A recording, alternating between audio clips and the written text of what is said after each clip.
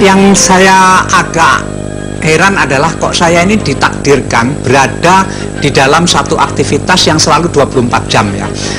Pertama saya jadi wartawan, kerja 24 jam. Dua, mimpin koran, kerja 24 jam. Kemudian mimpin percetakan, kerjanya 24 jam. Kemudian punya pabrik kertas, 24 jam juga. Kemudian punya pembangkit listrik, 24 jam juga. Setelah pensiun diminta jadi dirut PLN, 24 jam juga. Jadi mungkin memang hoki saya di kan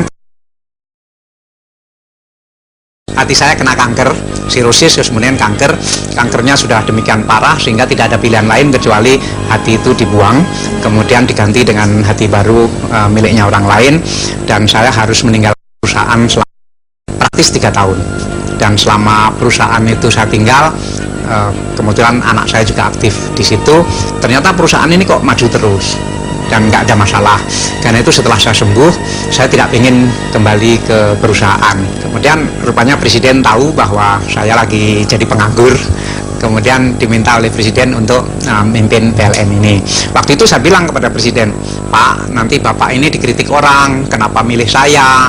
Saya ini kan bukan insinyur, saya ini juga tidak ngerti listrik, nanti bapak dikritik orang. Terus presiden bilang, saya perlu bukan keahlian listriknya, tetapi manajemen dan leadershipnya. Presiden bilang begitu. Ya sudah, ya terima.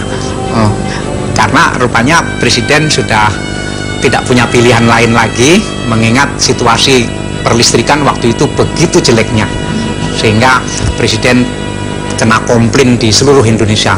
Presiden cerita bahwa istrinya itu 1 bulan terima SMS itu dari Medan saja itu 3.000 SMS, sehingga sumpek lah mungkin begitu, sehingga ya udahlah biar anak yang agak ngawur-ngawur ini jadi dirut PLN mungkin begitu.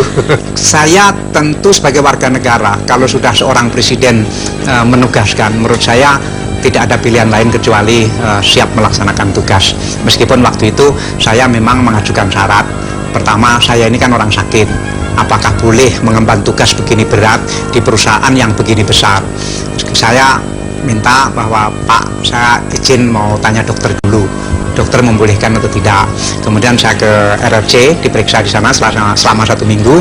Tapi sayangnya dokter bilang setelah memeriksa itu, kamu boleh, tanya begitu.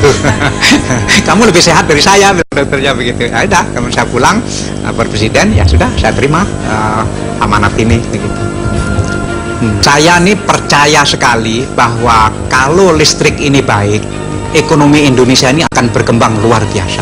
Itu kepercayaan pribadi sejak dulu. Intinya, kalau infrastruktur itu baik, ekonomi itu akan tumbuh hebat sekali.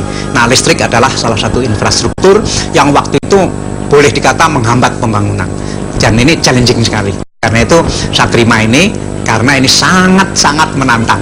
Saya ingin membuktikan bahwa saya mampu mengatasi tantangan ini. Seperti juga dulu ketika jadi wartawan, saya pengen selalu bisa memenuhi tugas dari redaktur saya dengan baik.